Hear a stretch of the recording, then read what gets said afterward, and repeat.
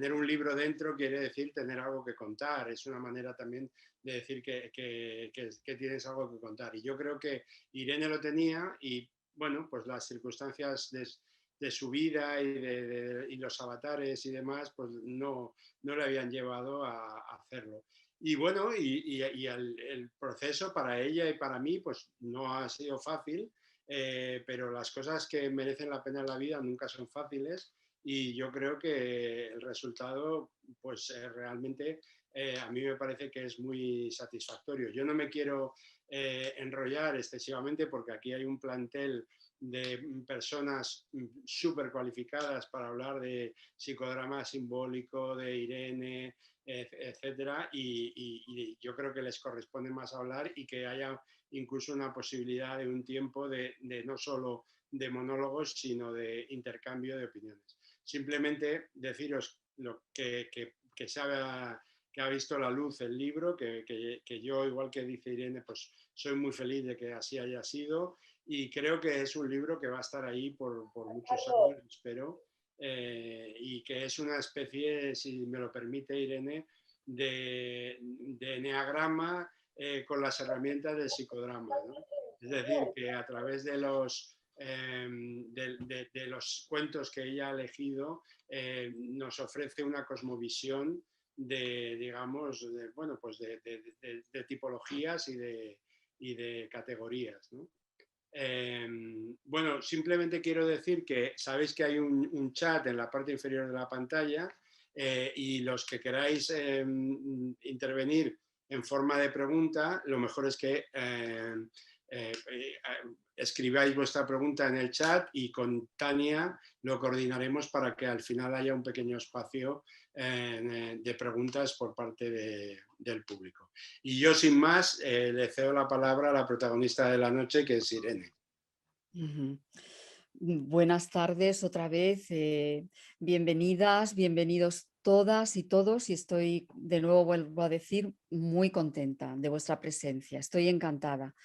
Entonces, bueno, yo voy a decir, no quiero alargarme mucho porque realmente en esta presentación lo que a mí verdaderamente me entusiasma y me emociona son las personas que van a estar en la mesa, aparte de Ricardo, lo que ha dicho, que me han encantado sus palabras, estoy muy agradecida y bueno, me encanta lo que ha dicho, ¿no? De haber sido el afortunado editor. Yo también soy la afortunada escritora que ha publicado en su editorial.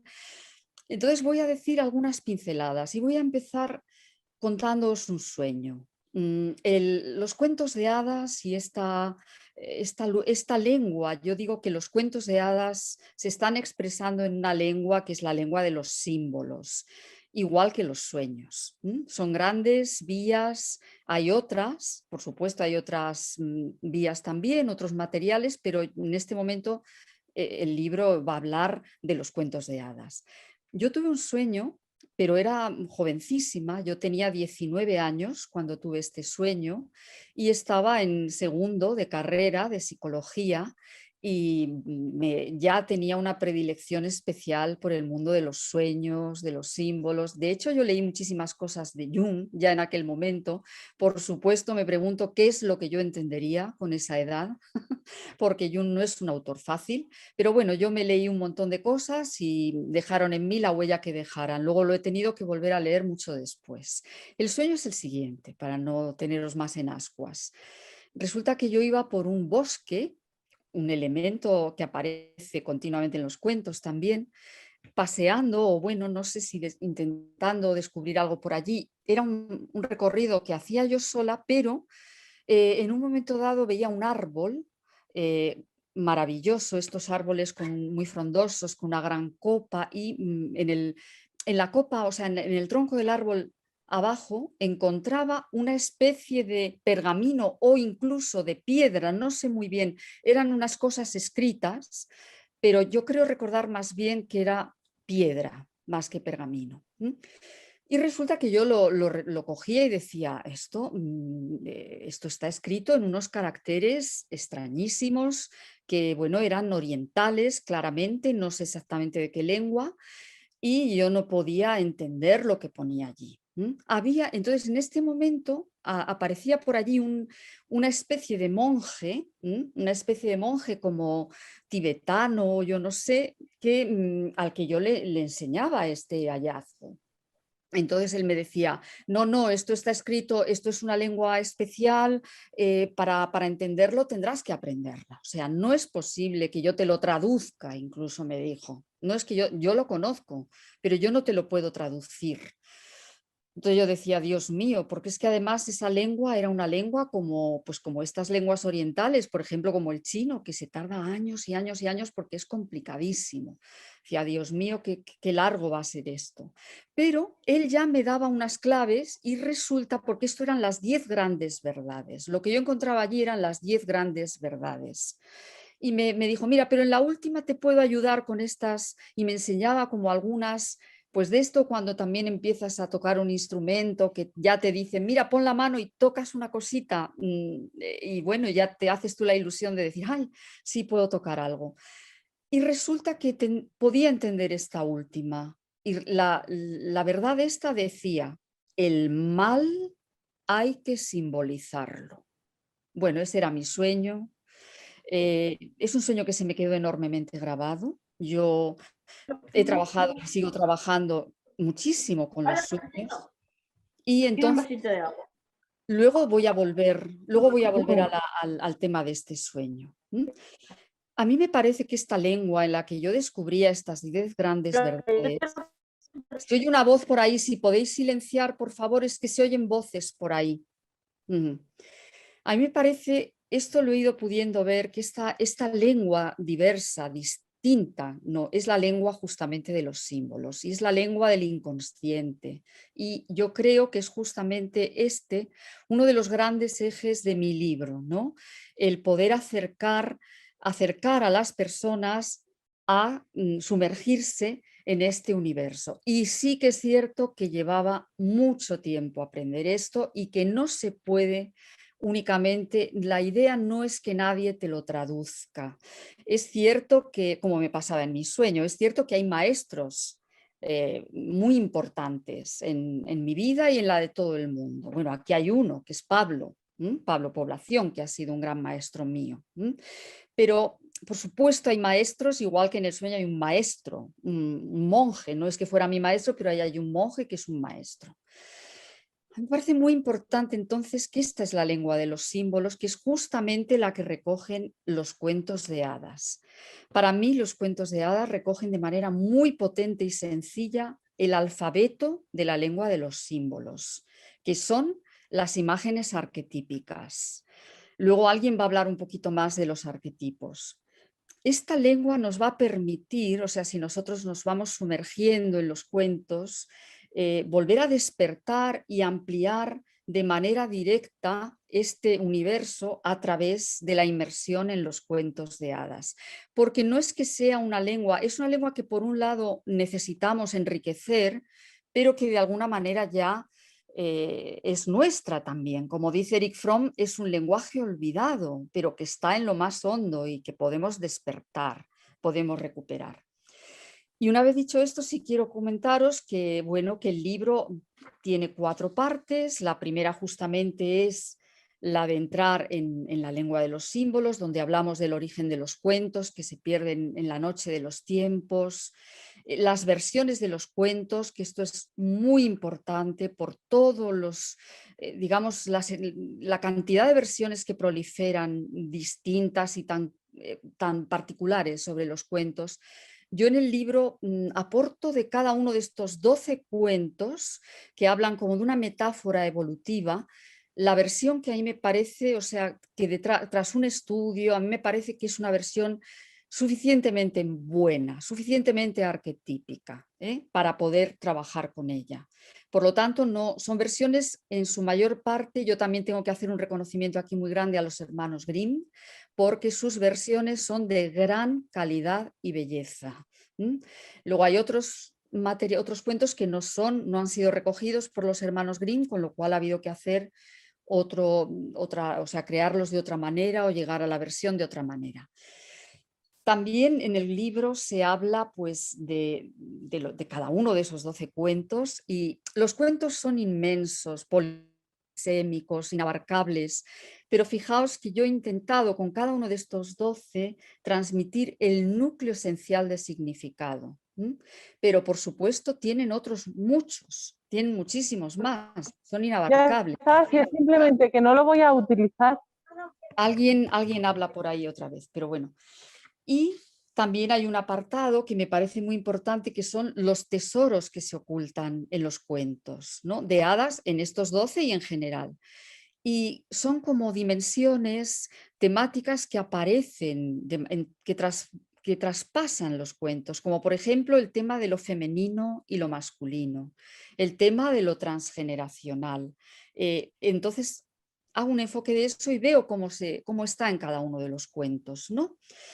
Y finalmente hay un apartado que es el psicodrama en acción, o sea, el psicodrama simbólico en acción, que justamente es el psicodrama simbólico, pues como el psicodrama es acción, o sea, no se queda en haber analizado los cuentos y entender los cuentos. De hecho, este análisis que yo he podido llegar a hacer ha sido gracias a que empecé a hacer psicodrama con cuentos de hadas hace muchísimo tiempo, con niños.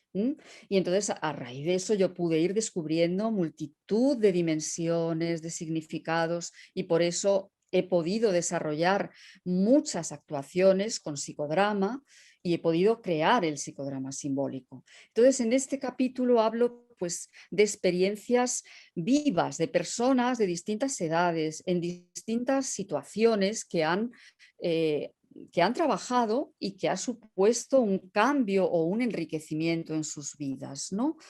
En último término, llegaríamos al máximo de transformación, o sea, al máximo que sería la rematrización, que es un concepto del que habla Dalmiro Bustos, y que, como la palabra dice, rematrizar es volver a crear matriz.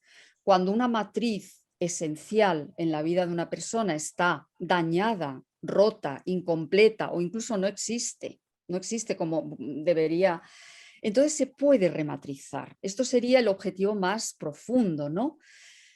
Y en algunos casos esto ocurre. En algunos casos esto ocurre, bien porque la persona realmente lo necesita y puede. No todo el mundo necesita justamente una rematrización tan profunda. Y esto está explicado en el último capítulo, en la última parte del libro, y también hay en el último capítulo digamos, un recorrido personal de alguien que hizo todo este viaje a través de los 12 cuentos.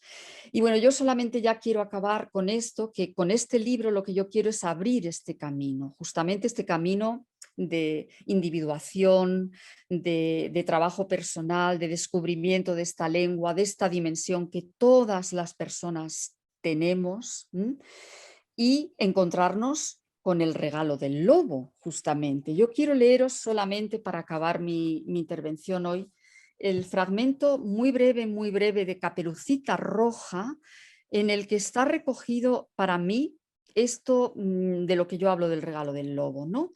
El momento en que el lobo le dice a Caperucita: Caperucita, mira las hermosas flores que crecen a tu alrededor. ¿Por qué no echas una ojeada? Creo que no te fijas en lo bien que cantan los pajarillos. Andas ensimismada como si fueras a la escuela. Y aquí en el bosque es todo tan fascinante y divertido. Caperucita Roja abrió los ojos y cuando vio cómo los rayos del sol bailaban de un lado a otro a través de los árboles, se quedó maravillada y al mirar todo tan lleno de flores pensó: si le llevo a la abuela un ramo, se alegrará. Aún es pronto y puedo llegar a tiempo. Y se desvió del sendero. Este es el cuento tal cual.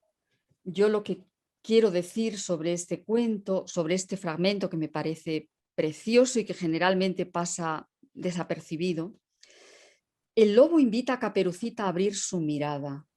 Cuando ésta contempla el bosque, se da cuenta de que allí está la belleza, que es un espacio lleno de vida y de flores. La niña se interna en la espesura y descubre maravillas ante las que habría pasado de largo si hubiera seguido el camino recto solamente. El gran regalo del lobo es esta invitación persuasiva y poderosa de hacer una incursión en el bosque, es decir, de hacer una incursión en el inconsciente. Y bueno, yo con esto doy paso a las demás personas de la mesa para seguir esta presentación. Muchas gracias, Irene. Siguiendo el guión que tenemos, yo paso la palabra a Carlos Menegasso, que es psiquiatra, analista y psicodramatista junguiano. No sé si queréis que lea todo el currículum que tenemos, porque a lo mejor es demasiado largo, pero si es así, no tengo ningún inconveniente, pero lo importante es seguro que es lo que nos tiene que decir Carlos.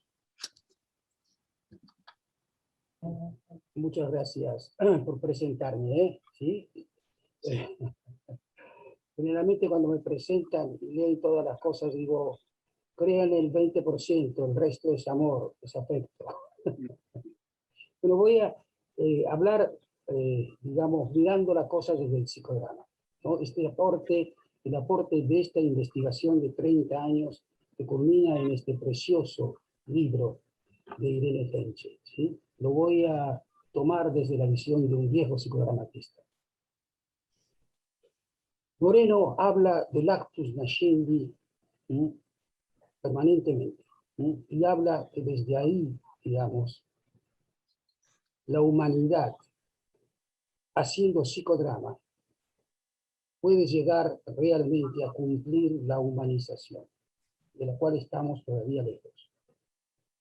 Dicen los metafísicos que va a haber un próximo renacimiento, así como el renacimiento italiano, que entre otras cosas magníficas descubrió la perspectiva, pero precisamente a partir de la perspectiva, los ateos tomaron la decisión, fíjese qué interesante, ¿no?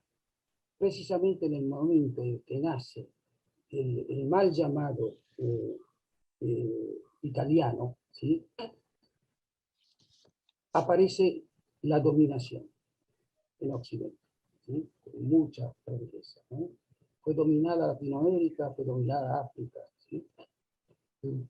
La perspectiva dio la idea de que así como podemos ver el mundo, podemos observarlo, podemos mirarlo, también podemos dominarlo, ¿sí? Y Moreno, en cambio, hablaba del psicodrama como la posibilidad de ayudar a la humanidad a lograr lo trascendente, a lograr este próximo renacimiento que está anunciado por los metafísicos. Un renacimiento que va a ser el definitivo, va a ser la superación de la Torre de Babel, va a ser a la cual estamos todavía fijados, ¿no? La superación de, digamos, la negación del otro, sino la apertura al encuentro. Se dice que las sociedades sensibles siempre estuvieron permanentemente en los momentos de crisis de cada principio o cada final de milenio. Y nosotros estamos en este momento en un principio y un final de milenio. En un principio y final de milenio en el cual aparece además una enfermedad, ¿sí? El COVID, la epidemia, la pandemia del COVID, que según la concepción que tenemos hoy los médicos que trabajamos en medicina integrativa y los psicoterapeutas que trabajamos en lo integrativo, sabemos que esa integración implica la posibilidad de llegar a integrar cuerpo, alma y espíritu. Esa es la verdadera curación. Y por supuesto, el pensamiento del hombre, del ser humano, todos sabemos. Yo he trabajado hace años en esto, por eso hay un libro que llegó a España que se llama Magia, Mito y Psicodrama. Pero los seres humanos tenemos tres niveles de razón. La razón lógica es tan importante, ¿sí? Porque es el pensamiento de la duda, fundamental para no caer en las ideologías en el sentido negativo, ¿sí? Es tan importante para tener duda, la capacidad de duda, para no transformarse en hipnotizados sociales. ¿Sí? Hay un porcentaje muy grande de la subhumanidad que ha caído en este tema. Y así como hay un pensamiento lógico, un pensamiento de la duda tan importante, hay un pensamiento mítico y un pensamiento mágico. Los psicodramafistas sabemos de ese pensamiento, porque precisamente para los que hacemos psicodrama con orientación moreniana y junguiana, dos grandes maestros que concluyen con sus cosmovisiones. Moreno habla del proceso de individuación. En cambio, Jung habla del proceso de individuación y Moreno habla del proceso de espontaneidad, libertad profunda, espontaneidad, creatividad y responsabilidad. ¿No? A eso apuntan estos dos grandes maestros y todos los que hacemos psicodrama, y por supuesto incluso Irene Genche, sabe que el psicodrama apunta a una cosa importantísima, hacia dónde va la humanidad.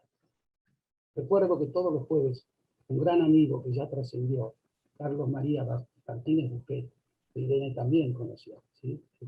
Y cada vez que nos reunimos en reuniones de psicodrama, internacionales de psicodrama, todos los jueves hacía una reunión codisciplinaria y esa reunión se llamaba ¿Hacia dónde va la humanidad?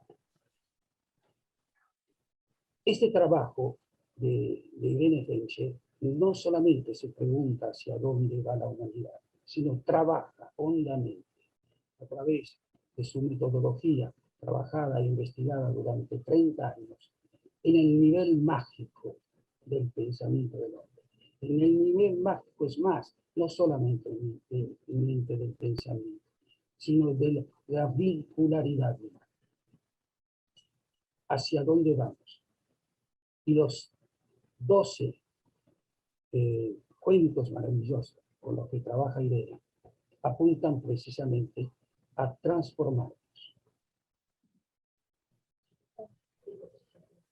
Sí, bueno, esto solo.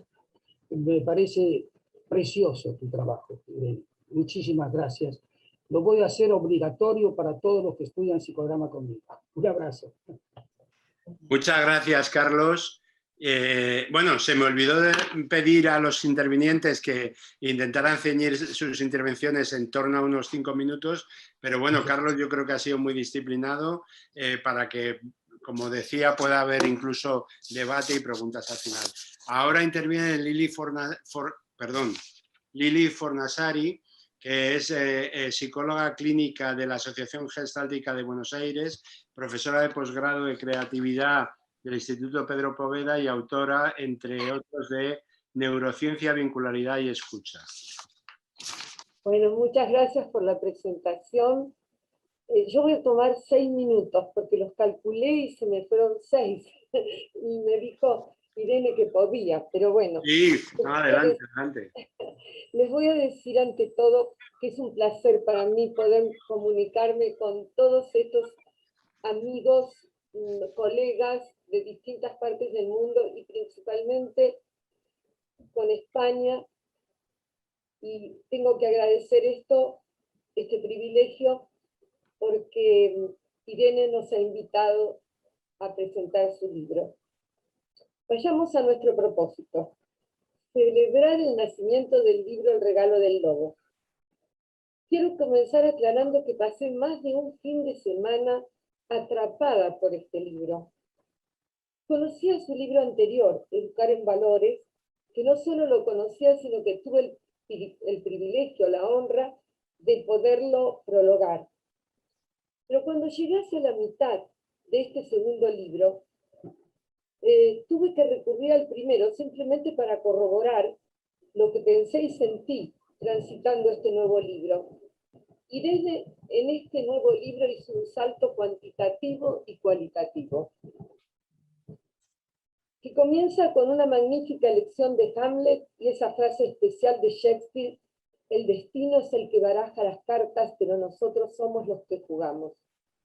A partir de allí nos revela una serie de verdades profundas.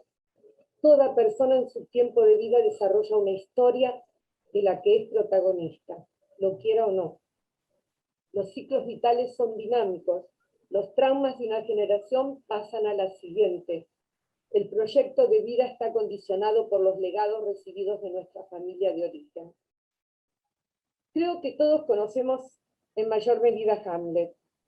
Ella supo centrarse en un momento en cuando él contrata a cómicos para una reunión palaciega y aparece en un clima lúdico la muerte de su padre develando el secreto. Allí, Irene nos marca que se ha creado una modalidad de psicodrama que se realiza a través de muchas metáforas y se denomina psicodrama simbólico. Nos señala que la persona puede viajar no solo en el pasado, sino también a su futuro. Esta excelente lección de Hamlet y su análisis es fundamental que ella lo haya elegido en este trabajo y realmente me parece un hallazgo. Pero me gustaría detenerme en el capítulo Un mapa y una brújula. ¿Por qué? Porque en el libro anterior, Educar en Valores, ella se dirige más bien a los educadores, habla de su larga experiencia con niños y adolescentes, pero en este nuevo libro se amplifica mucho su aporte y nos dice claramente que ofrece un modelo activo que puede ser aplicado en diferentes ámbitos, ya que nos otorga contenidos universales que importa a todo ser humano. ¿Me escuchan bien? ¿Voy muy ligero? Bueno. Todo bien, Lili. Bueno, entonces, ella dice que son contenidos universales que importa a todo ser humano. Y así es, porque lo que escribe lo destina a todo aquel que sustente confianza en su esfuerzo de autoconocimiento. Y un conocimiento profundo en su tarea activa, de conocerse más y mejor. Y aquí viene la clave. Ofrece el aprendizaje de los lenguajes de los símbolos, de lo cual ella habló hace un ratito. Un lenguaje perdido que trabajamos en los sueños, pero poéticamente nos dice, debemos recuperarlo cuando estamos despiertos. Ella nos contó su sueño y nos dice, debemos recuperar nuestro lenguaje simbólico más allá de los sueños. En esa frase y en la amplitud de mira que da su trabajo, quiero referirme a una materia que desarrollo en el Centro Jungiano de Antropología Vincular, que es autobiografía y mitología personal. Mientras leía ese capítulo, y leía también los capítulos sucesivos, pensé que este libro es una lectura esencial para aquellos que hacen autobiografía, porque les va a permitir comprender mejor y más profundamente el guión de su vida. Guión que profundiza en los 12 cuentos en las diferentes etapas del proceso vital desde el nacimiento. En el taller de autobiografía hemos visto que cada biografía ofrece un proceso evolutivo de la existencia, y con ella se produce el darse de cuenta de que en las experiencias más difíciles que narran los participantes suelen surgir los mejores tesoros. Algo que podemos apreciar también en los cuentos. Por eso es tan interesante que podamos también utilizarlo en otras áreas que no son necesariamente el psicodrama, aunque a eso se dirige. Por eso, su aporte ayuda a reflexionar sobre el sentido de la existencia en el vértigo del 2001 y en el dolor que estamos atravesando en este momento la humanidad. Por lo tanto, es muy cierto que esta apertura que ha realizado tan impecablemente nos ofrece grandes ideas. Nos ofrece la idea que los arquetipos no deben ser confundidos con los estereotipos. Los aportes de ánima y ánimos en los cuales debemos detenernos. La sombra y otros conceptos jungianos que nos llevan a un mejor y más profundo autoconocimiento. Y en esta época no podemos dejar de nombrar cómo a través de sus análisis simbólicos nos otorga en varios de los cuentos la restitución de lo femenino y el despertar de la mujer. Y en este punto quiero expresar que desde niña me atrajo mucho el cuento de la Bella Durmiente, y por eso me voy a detener un poco en el mismo. Quizás hoy, después del interesante análisis que hace Irene, sé un poco más de por qué siempre me atrajo. Como dice ella, este cuento es paradigmático dentro de la serie de los 12 cuentos. Es una metáfora del ciclo de la vida evolutiva humana. Desde el comienzo, este cuento nos pone frente a una pareja, un rey y una reina, conjunción de lo femenino y lo masculino, con el deseo de unos padres de tener un hijo y perdurar a través de él. Ojo, que esto del hijo puede ser un proyecto, nos lo advierte. Irene toma la versión de Grimm, felizmente. En la celebración son invitadas 12 hadas, cada una le otorga un don a esa niña. Aprovecha a señalar que 4 es una imagen de plenitud para Jung, y ahí tenemos 3 veces 4. No se le escapa nada a Irene. La 13ª hada, al no haber sido invitada, se venga con un conjuro. A los 15 se pinchará la niña con un huso y morirá. La 12ª, que todavía no había comenzado su gracia, aminoró la profecía. No será una muerte, sino un profundo sueño de 100 años. La 13ª es la muerte, es una sombra. Estamos ante un cuento de hadas y brujas unido a la filosofía oriental. Gracias al amor y la sabiduría de la 12ª, surge una dialéctica creadora. ¿Qué representan los 100 años del sueño? Representan un viaje interior, una muerte simbólica de la infancia y la conciencia de muerte que se adquiere en el periodo de la adolescencia. Florece la sexualidad de la niña y descubre la muerte que se patentiza en la adolescencia. El príncipe, después de pasar peripecias, se encontrará con ella, con lo femenino que quedó dormido en él. Hoy nos preguntamos muchas veces que los hombres tienen que despertar más su femenino, y ahí ya está presente. El sueño de 100 años finaliza con el encuentro de lo femenino y lo masculino. Es interesante destacar que cuando ella despierta lo ve y se enamora, y es ella quien lo besa. Importante diferencia con otras versiones. El enamoramiento tiene un tiempo y la princesa actuando es un interesante aporte a la energía femenina. En esta escena se quiebran estereotipos. El arquetipo es abierto y dinámico, y así nos lo marca Irene en este y otros cuentos. Para finalizar, quiero agradecer a Irene Genchi los magníficos aportes que nos hace con este libro. Nicola Estés dice, la capacidad creativa de un ser humano es su cualidad más valiosa. No hay duda, Irene, que tu capacidad creativa se expresa con una claridad de conceptos y una profundidad en este tu nuevo libro, El regalo del lobo, que en realidad es un regalo para todos los que estamos trabajando en crecimiento, en humanidad, y todo aquel que desee profundizar su autoconocimiento. Muchas gracias, Irene, por este regalo. Muchas gracias, Lili, por tu intervención.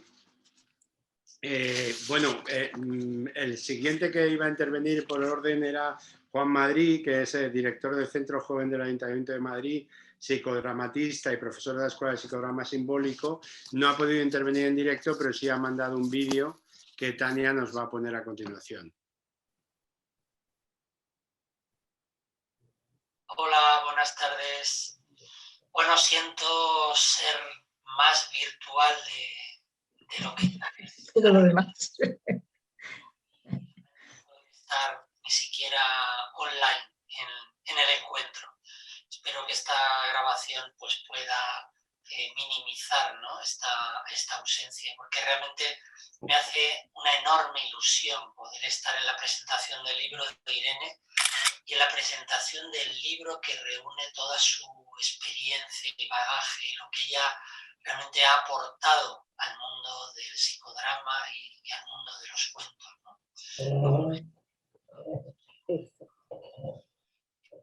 Conozco a Irene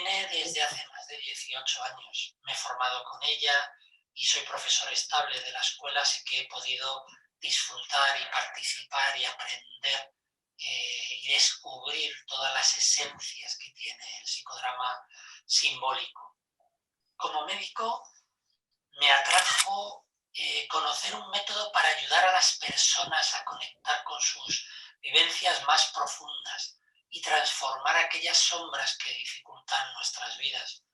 Y como narrador oral, pues poder adentrarme en el interior de los cuentos, de las historias y usarlos como verdaderos maestros interiores. El método simbólico favorece el desarrollo de la creatividad como conexión con el fluir de la vida, aportando la conciencia de lo que realmente sucede en ti. A través del lenguaje simbólico como lenguaje universal, consigues conectar con las partes más profundas de tu ser y con la ayuda del psicodrama y por supuesto de la dirección psicodramática puedes restablecer el equilibrio y el bienestar emocional y espiritual. Lo esencial del psicodrama es conectar con la espontaneidad y la creatividad que todos tenemos desde niños y que se expresa fundamentalmente a través del juego psicodramático, en el que los niños incorporan roles diferentes a ellos.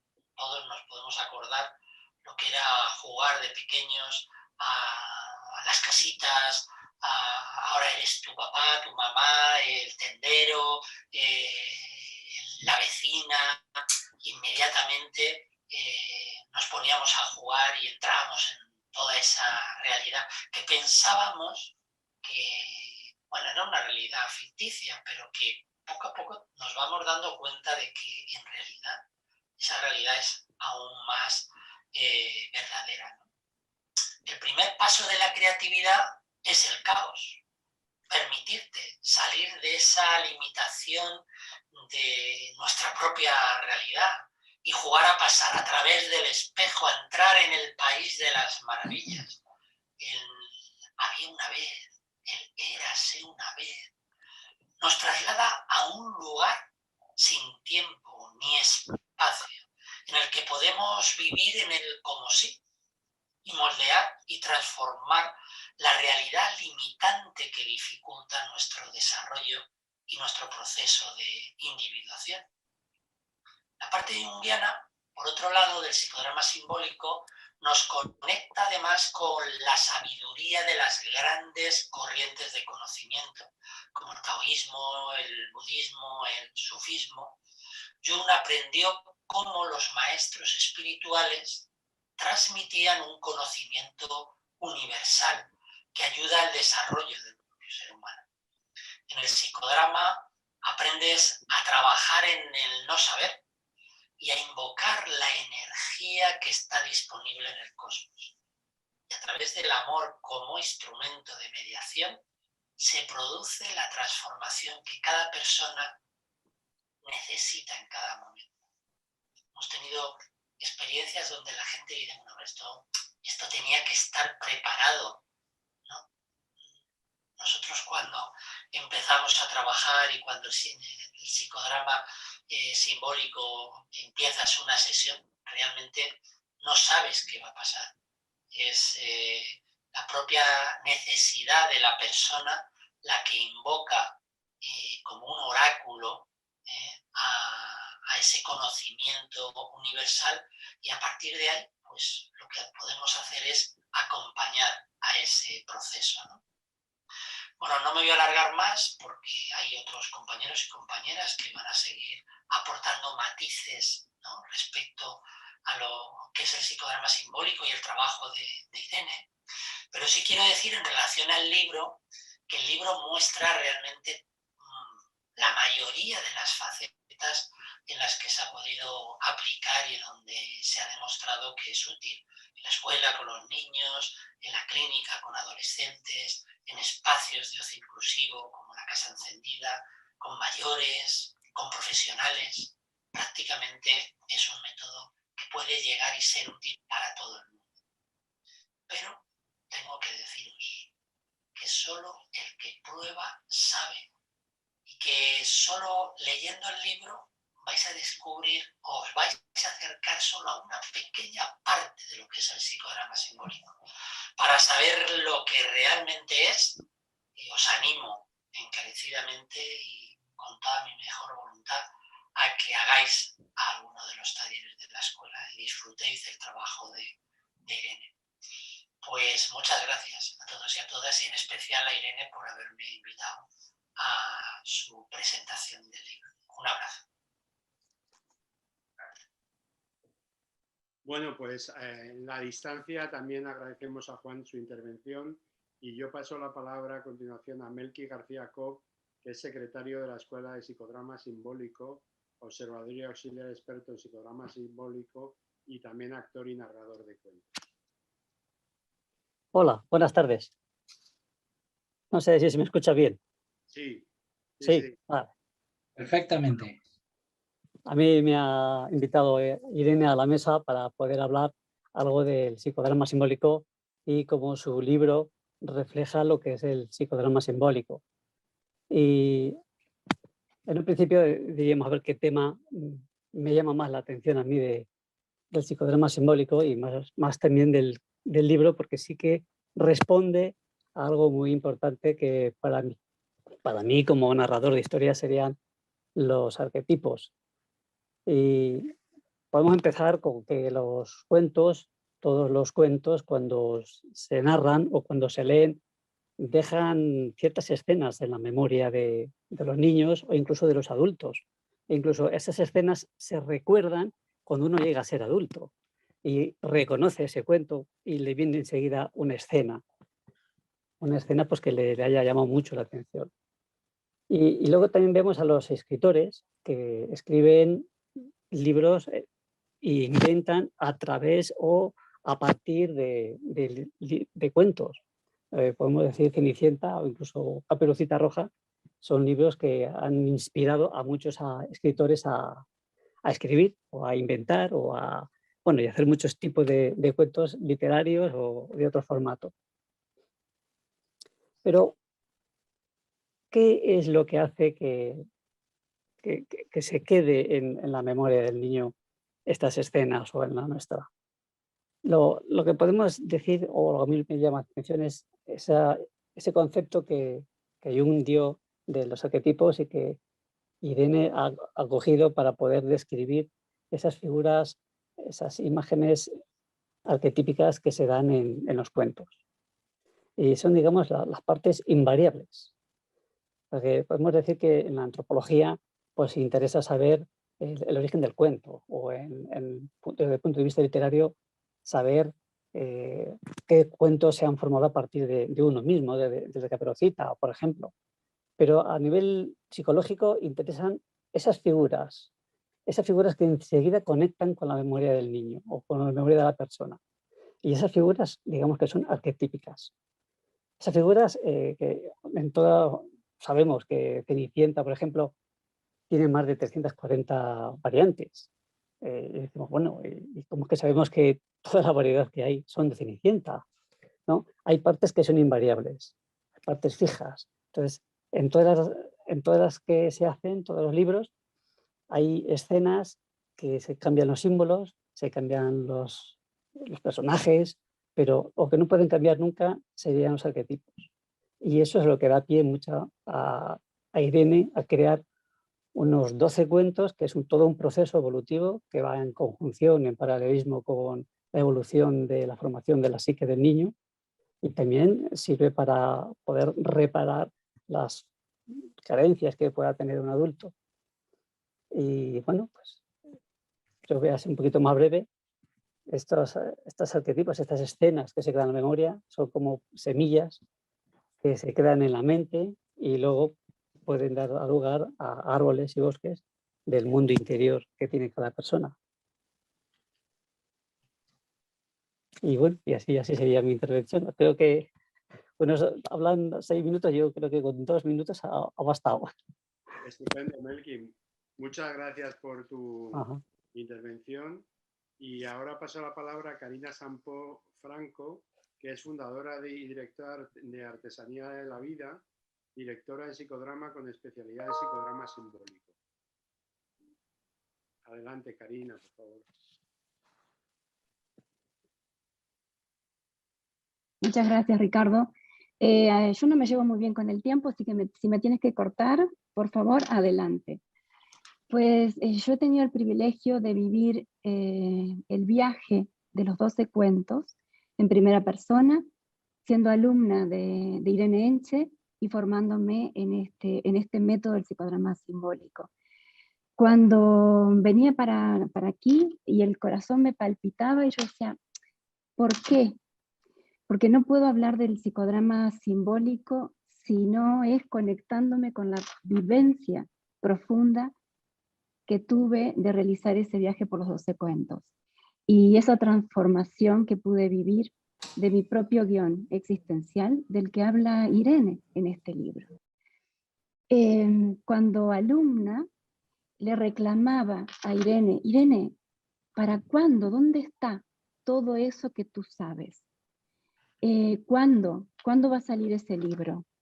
Como una hija que reclama a su madre, como una alumna a su maestra. Y este libro, que ahora tengo en mis manos y va a ser mi libro de referencia, porque aplico el psicodrama simbólico, Irene ha hecho un trabajo titánico, porque yo descubrí que el psicodrama simbólico y el mundo de los símbolos, junto a Irene, como ella dice, es algo inabarcable, es algo que no se puede sujetar con las manos, que se te escapa, y que la única manera de aprenderlo es vivenciándolo a través del psicodrama. Y ella en esta obra ha podido recoger una síntesis preciosa, profunda, contundente, de toda esa trayectoria con su investigación. A mí me toca hablar de las etapas evolutivas. Entonces yo quiero rescatar una cosa importante que para mí tiene mucho valor. Ella elige 12 cuentos y rescata las versiones arquetípicas. Y además, de forma muy cuidadosa, añade sus propias adaptaciones sutiles y nos ayuda a poner el foco en el contenido y en el significado esencial que tiene los cuentos. Ese significado esencial pone el acento en lo psicológico, nos ayuda a diferenciar y a mirar el contenido esencial de carácter psicológico. Porque luego está el otro, que es complementario, que no es tan relevante, y que tiene que ver con aspectos sociales, culturales o históricos de una época determinada. Y nos dice, no nos despistemos, no miremos ahí, aquí es donde hay que mirar. Cada cuento de estos 12 es como si fuesen 12 puertas simbólicas y nos hace una invitación a abrirlas. Y una vez que abrimos esas puertas, esos cuentos, nos encontramos con una etapa de nuestro desarrollo evolutivo psíquico.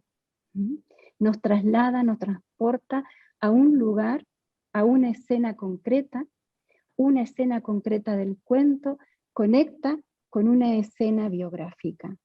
Esa escena nos está diciendo de alguna manera, es aquí donde tienes que mirar, es aquí donde tienes que explorar, dándonos la oportunidad de volver a vivir aquello que nos ocurrió, pasado, presente, futuro, como decía Lili, para dar la oportunidad de reparar, de sanar y de reescribir ese guión existencial, ese con el que se empieza a escribir incluso antes de nacer. Todos venimos de un útero, de una mamá, y ya Jung nos hablaba del co-inconsciente colectivo, y ya hay algo que se transfiere de madre a hijo, que se empieza a escribir y que Irene acá lo recoge como ese guión. Esa misión que tenemos, valores, expectativas, una misión en parte consciente, en parte elegida y en parte inconsciente y heredada. Vivir la secuencia de los 12 cuentos nos permite arrojar luz a aquellas cosas que no nos pertenecen o a suplir aquellas carencias. para poder vivir una vida más plena. Hay, como decía, todos venimos de una mamá, salimos al mundo y establecemos esa primera relación vincular con esas figuras parentales, cuidadoras, sea mamá, papá o aquellas personas que nos acogieron y nos cuidaron. Y se establece esa primera vinculación más o menos sana, con algunas carencias o no. Y eso queda adherido a nuestra piel y a nuestra memoria, no solo emocional, sino orgánica. Y eso es lo que ese es el contenido, esa etapa evolutiva nos lleva al primero de los cuentos que nos trae Irene, que es Los 7 cabritillos y el lobo, que nos cuenta y nos habla de esa primera vinculación madre-hijo, de ese lugar seguro, de ese apego amoroso, donde el cabritillo número 7, el más pequeñito, sabe encontrar y esconderse en el lugar más seguro de la casa para que el lobo no lo coma. Nos muestra en el libro que el héroe y la heroína va cambiando de forma, de sexo, de edad cronológica y de edad psicológica, psíquica. Y así, al cabritillo número 7 le sigue Caperucita Roja. Caperucita Roja fue el cuento que a mí me transportó a otro lugar, me permitió sanar y me conecta con esa vivencia. Caperucita Roja nos lleva a una etapa del final de la primera infancia, en donde ha sido muy, muy, muy amada por su madre, por su abuela, y es tan amada y se siente tan segura que nos invita a salir del cuidado del útero o de la casa materna al mundo exterior, con una seguridad suficiente para entrar en el bosque, con lo que eso implica, enfrentarnos con los peligros, con las adversidades, con las dificultades, pero también con la maravilla y la riqueza de hacer el propio camino. Es un proceso evolutivo, todavía no tiene la maduración suficiente, y el tercer héroe que completa la primera triada, la primera fase, solamente voy a llegar hasta ahí, es el cerdito mayor. El cerdito mayor nos muestra que con trabajo, esfuerzo y dedicación se puede construir una casa sólida y segura. Es el yo seguro y sólido. Pero claro, con esfuerzo y dedicación. Y aquí está esa sutileza que nos aporta Irene, en donde ella nos dice, los otros cerditos están en un estadio evolutivo anterior, no pueden construir aún su propia casa. Sin embargo, en esta versión que ella nos aporta, el cerdito mayor abre las puertas para que sus hermanos estén acogidos hasta que puedan salir a construir su propia casa. Y en este abrir las puertas se produce una integración, no solo del trabajo y el esfuerzo, sino que se incorpora el disfrute, el juego, la diversión, la música y el baile de los más pequeños. De esta manera, los cuentos nos ayudan a integrar opuestos y significados importantes a incorporar en nuestra vida. Esto sigue, no sé cómo voy con los tiempos, y los siguientes cuentos nos traen contenidos de mayor adversidad. Nos dan esa oportunidad de volver a mirar aquellos momentos de nuestra vida en donde ha sido difícil, en donde nos hemos encontrado solos, y poder rematrizar, como decía Irene, volver a reconstituir ese vínculo original que quizás no estuvo lo suficientemente adecuado en el cómo sí del psicodrama. Podemos volver a vivir, y esa es la invitación que nos hace en la unión con los 12 cuentos, los símbolos capitales y los personajes arquetípicos de la mano del psicodrama simbólico. Es entra, penetra, vive, personifica estos símbolos y estos personajes, vuelve a mirar. cada escena del cuento, como decía, se conecta con una escena biográfica y es en ese momento en el que empezamos a dar sentido y tenemos la oportunidad de dar un nuevo significado. Incluso esos símbolos los dotamos de un significado personal y propio y con sentido con nuestra historia biográfica. Y eso es lo que nos trae esta maravillosa obra. Es un sí, podemos volver a sanar aspectos dañados del núcleo, en el núcleo de nuestra identidad. Los 12 cuentos es un viaje hacia la construcción de una identidad más plena. Y es una obra que nos dice si es posible crear o rematrizar una nueva manera de vincularnos con nosotros mismos y con el mundo. Y reparar aquella original si no estuvo completada o si estuvo dañada. Así que para mí Irene, muchísimas gracias por es un regalo.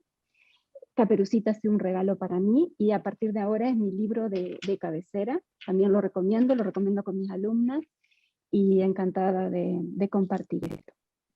Muchas gracias, Karina, por esta exégesis del libro tan completa.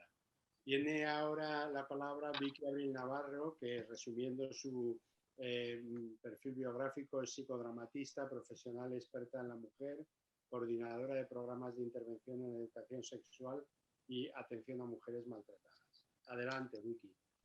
Hola, buenas tardes a todos. Bueno, estoy pasándomelo bomba, o sea, estoy disfrutando como hace mucho tiempo que no disfrutaba, con tanto agobio que tenemos últimamente, ¿no? Pero lo primero es que le quiero agradecer a todas las personas que han entrado, que han hablado antes que yo, porque han acotado ya cosas muy gordas, ¿no? Entonces yo me voy a poder ceñir a mi mirada más sociológica y de feminista y bueno, unas cosas así como más, no sé, más, por decir, ¿cómo llamarlo? Más frívola, de alguna manera. Bueno, lo primero es decir que me hace muchísima ilusión estar aquí con Carlos y Lili y con Irene, porque yo he sido el eslabón entre ellos. Yo conocí a Irene por un lado en Madrid y por otro lado en Argentina, en Buenos Aires, a Carlos y Lili. Y dije, bueno, estos se tienen que conocer. Y bueno, pues se conocieron, ¿no? Y entonces, bueno, me encanta haber hecho sin saberlo y sin pretenderlo, ¿eh? Porque fluyó así. No sé, me encantaba haber sido puente, ¿no? Puente entre los tres. Yo conocí, hola, Carlos y Lili. Que os veo. Bueno, conocí a Irene a principios de este siglo, cuando mis intereses personales y profesionales habían ido desplazándose de lo social y de la mirada esa revolucionaria transformadora, porque yo soy hija de mayo del 68 y lo llevo muy a gala, pero estaba desplazándome desde ahí hacia cuestiones más personales, como lo personal es político, y Jung había empezado a leerlo un poco y tal, y me parecía un tipo interesante como ofrecía una forma de pensar a los seres humanos que estaba llena de posibilidades. Bueno, Irene enseguida me habló de los cuentos de hadas y yo, bueno, no salí corriendo como hubiera hecho una feminista ortodoxa, porque yo nunca he sido muy ortodoxa en nada, pero bueno, me encantó. Bueno, empecé a ver qué pasaba con aquello y empecé a ser alumna de Irene, ¿no? Y literalmente me encantó la ya reiteradamente citada Caperucita, pero a mí lo que me encantó era que desobedecía a su madre y gracias al lobo descubre un mundo maravilloso.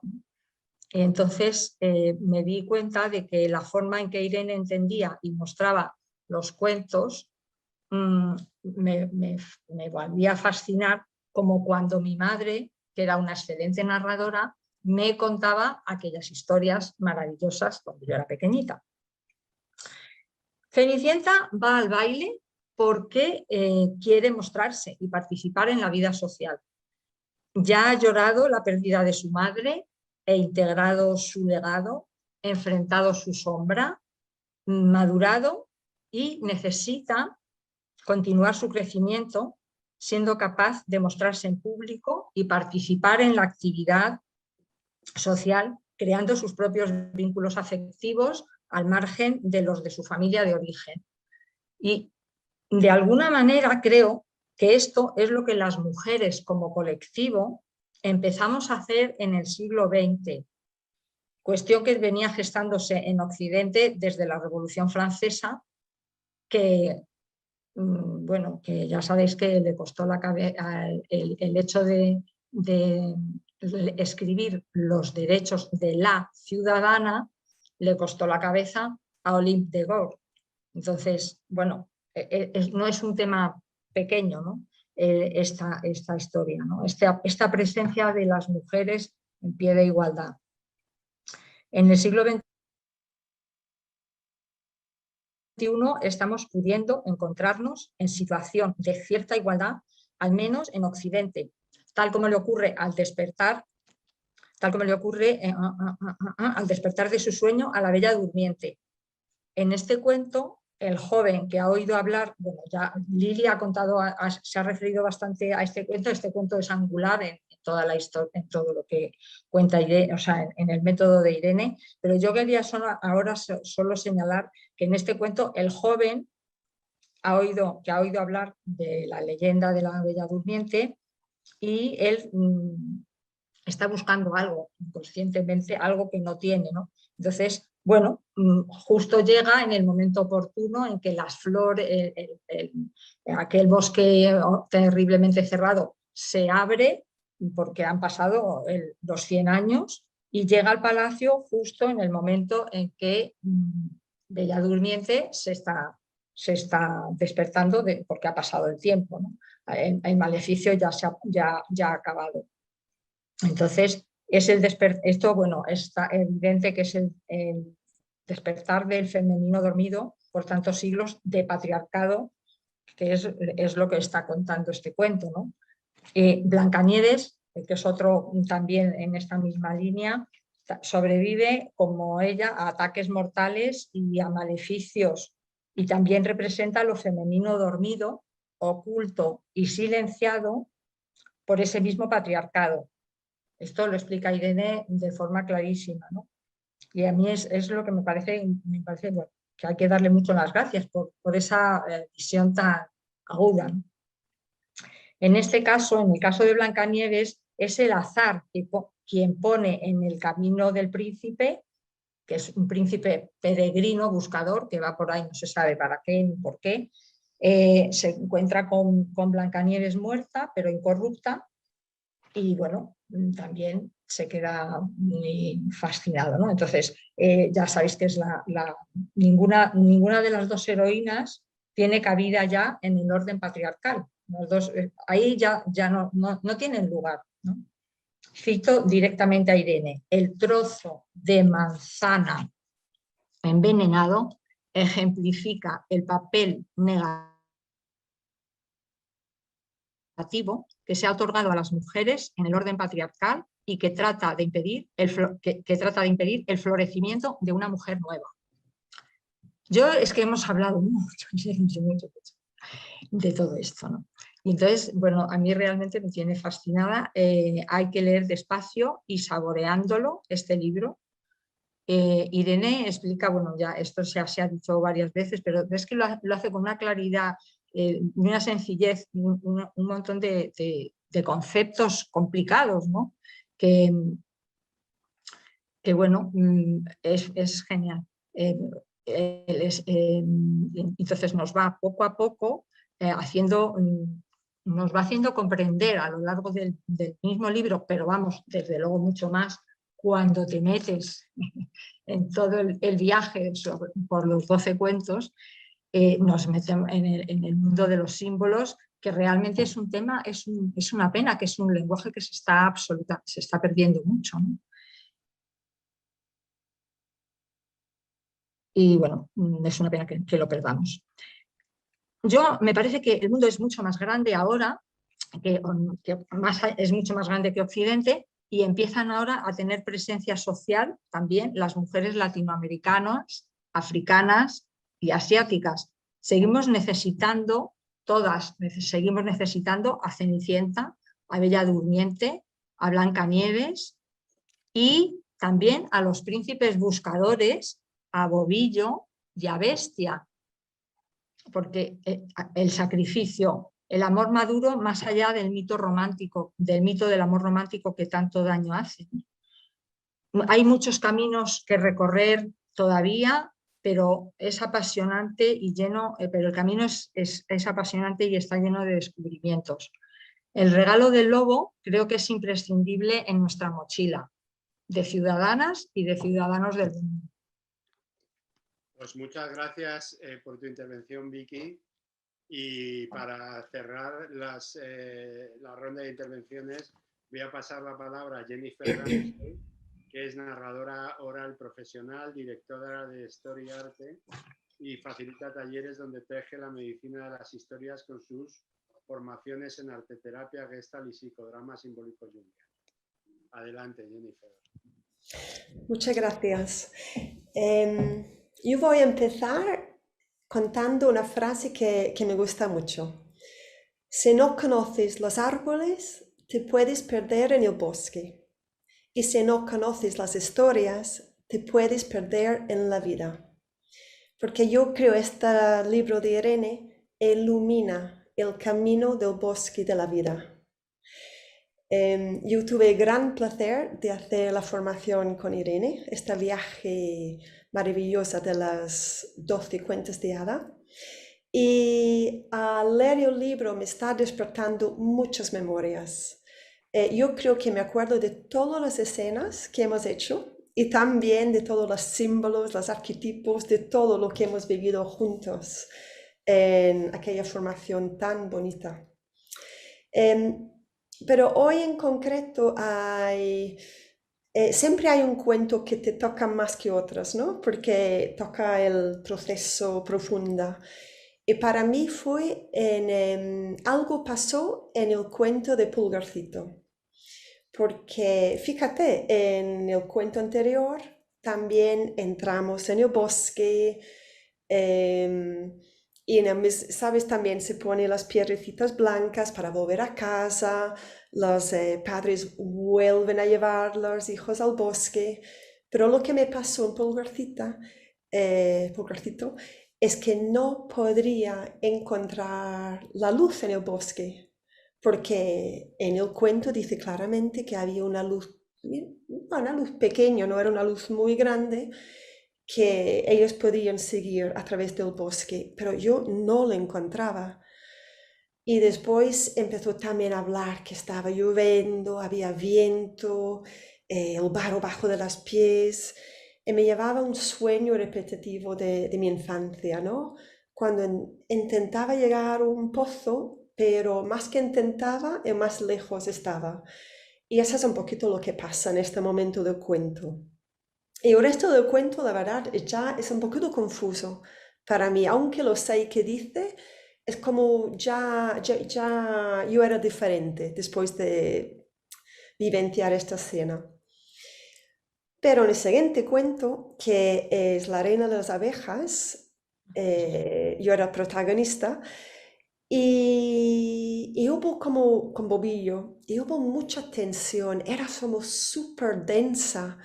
Y parecía también en algún momento que la abeja nunca iba a encontrar a la princesa.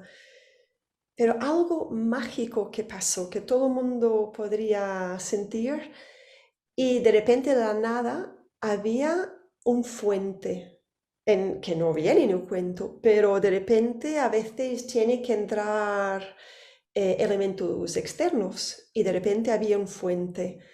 Y la tensión podría acercar el fuente pozo. Y todo se relajó, la abeja podría encontrar a la princesa y de repente se podía respirar. Algo muy mágico pasó entre la escena en Pulgarcito y la reina de las abejas. Y yo estoy muy agradecida, siento que es algo muy sanador, muy reparador.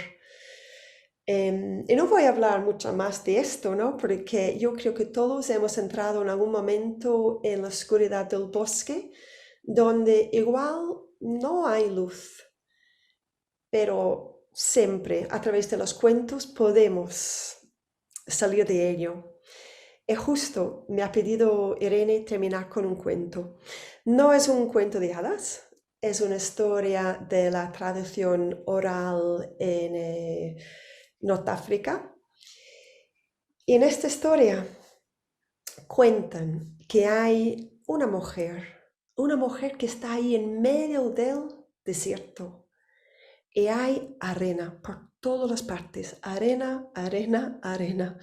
Lo que no hay es agua. Y esta mujer está construyendo un faro.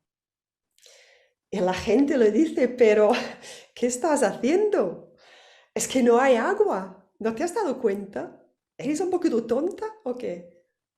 Pues esta mujer escuchaba y al mismo tiempo ella seguía construyendo su faro.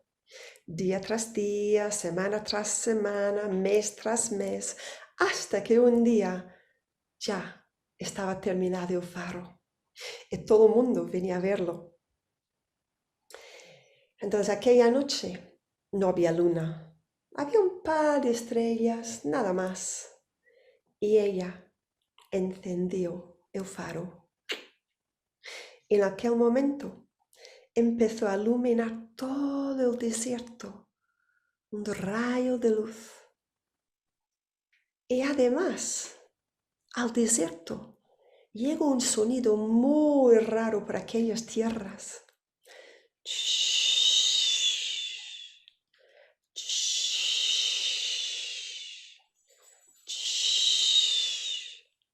Era el mar, el océano. Había llegado al desierto. Y además traían el agua todos, muchísimas criaturas del mar.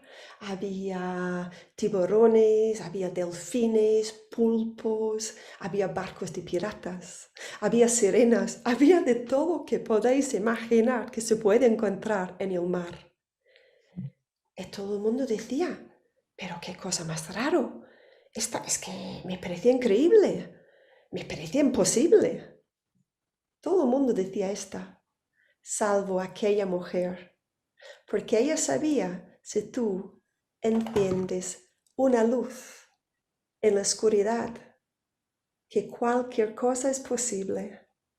Y esta es lo que hace este libro de Irene, El regalo del lobo. Está encendiendo una luz en la oscuridad. Muchas gracias. Muchas gracias, Jennifer. Muy bonita la recreación del cuento que has hecho.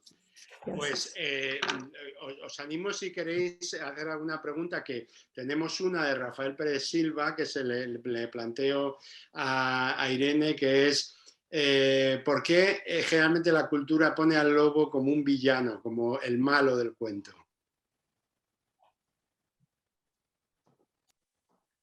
Irene, la pregunta, perdón.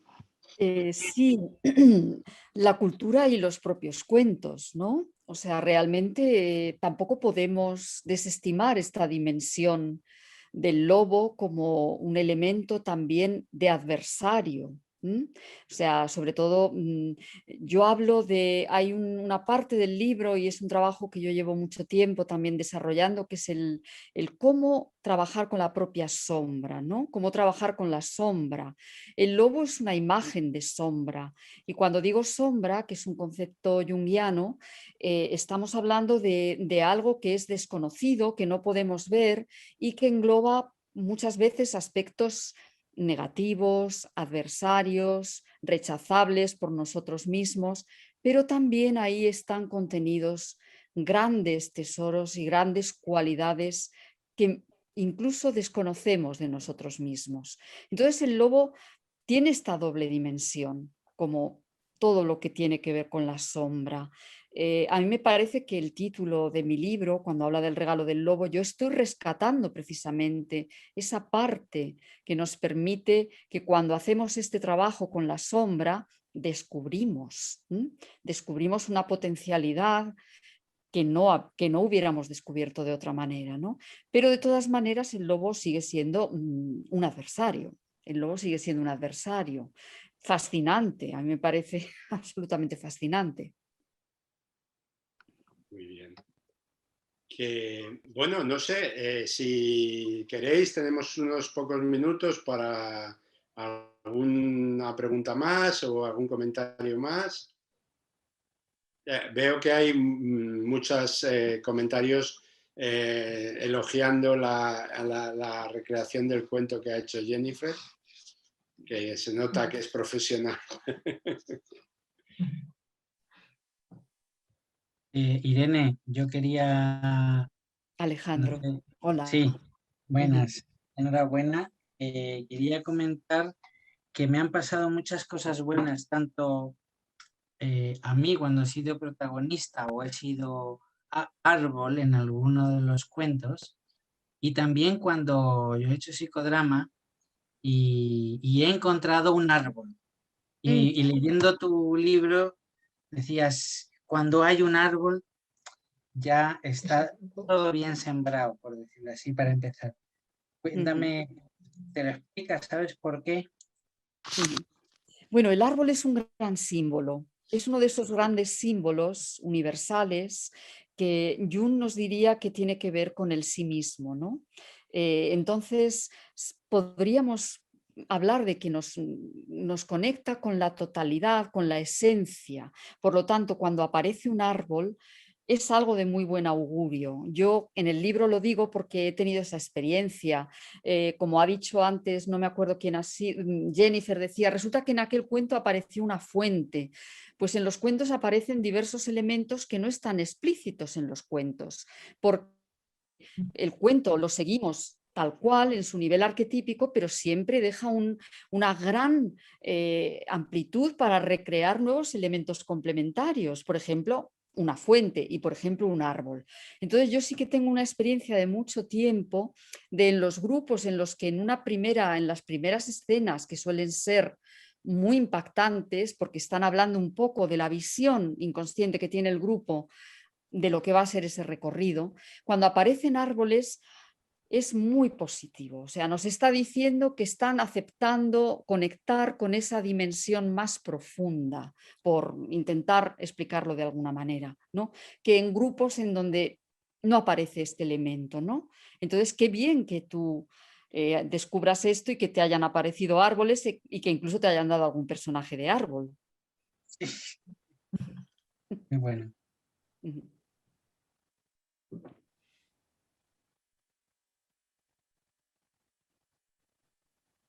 Bueno, pues muchas gracias a todas y a todos por participar en esta presentación, que bueno, como nos hemos acostumbrado al formato no nos damos cuenta, pero creo que en el momento de máximas conexiones había 91 personas que para lo que eran los estándares pre-COVID de un encuentro, de una presentación, es espectacular, ¿no? Y al final lo que cuenta pues es eso, es la gente que se reúne para celebrar el nacimiento de un libro y eso es lo que ha ocurrido hoy aquí. Y bueno, yo aprovecho como editor que hay una pregunta de Raquel Luciana diciendo que cómo conseguimos tu libro en Argentina. Yo, aunque yo os diría que a través de alguna plataforma digital en papel, aunque también puede ser digital en formato electrónico si lo manejáis, ¿no? Pero vamos, yo creo que esa es una manera de conseguirlo desde cualquier parte, ¿eh?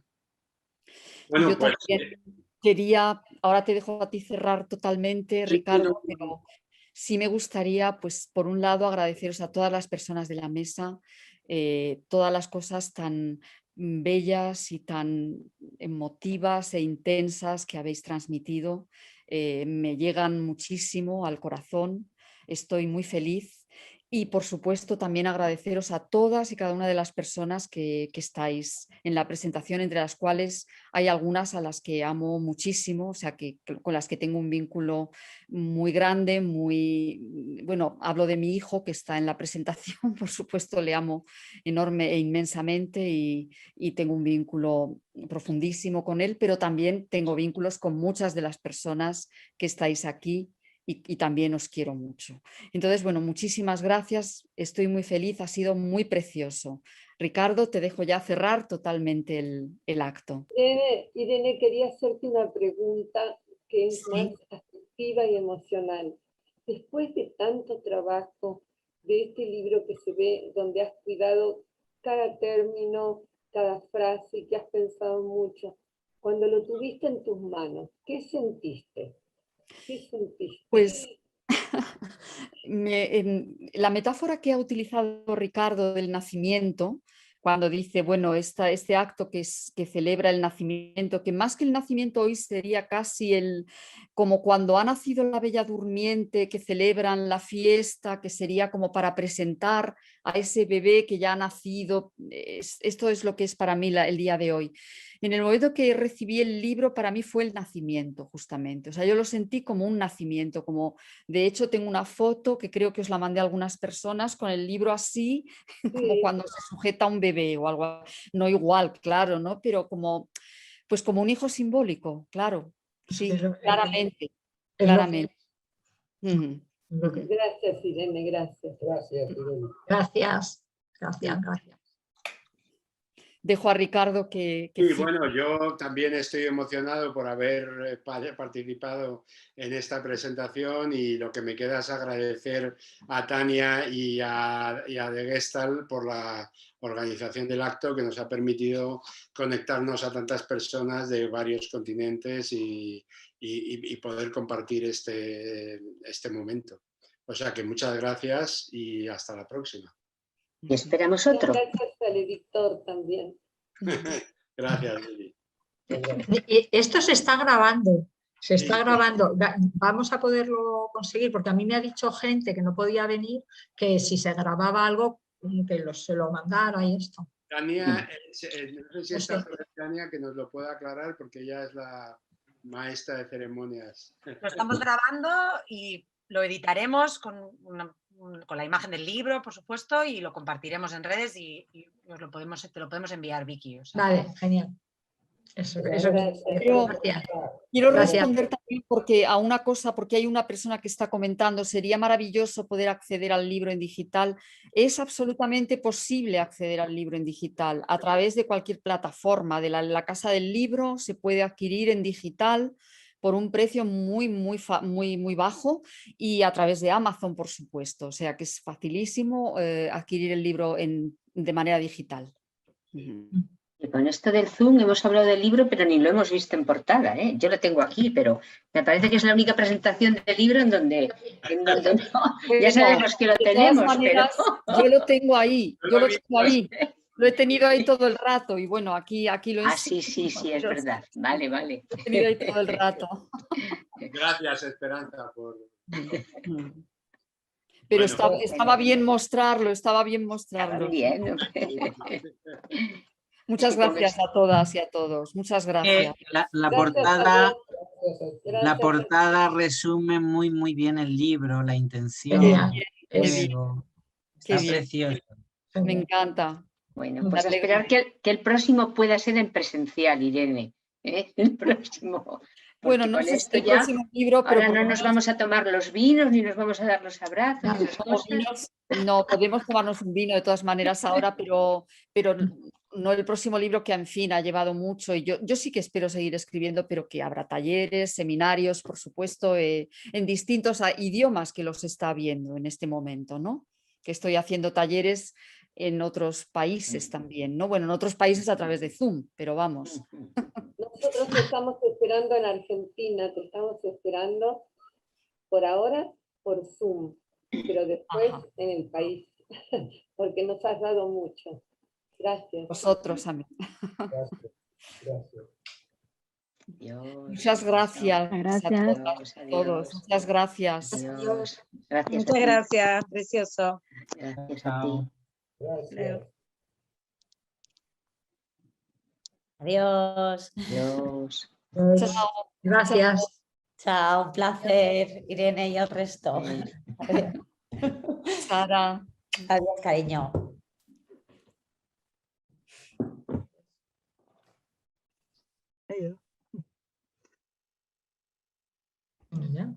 Ya, ya. Salimos.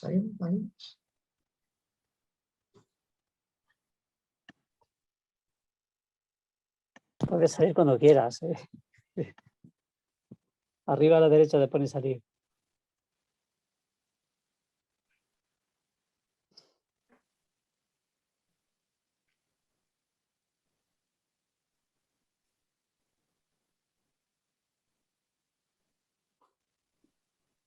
Bueno, estamos aquí todavía, Karina, Jennifer, Melqui, Sí, Tania. unos pocos. Quería darte las gracias, Irene. Nada Y yo a más. vosotros. Y a todos. Tania. Muchísimas gracias. A ti, muchísimas gracias, Irene. Descansa ahora. Disfruta. Sí. Tania, un beso. Muchas gracias. Hasta luego. Bye, Chao. bye. Chao. Hasta luego, Jenny. Chao, chao.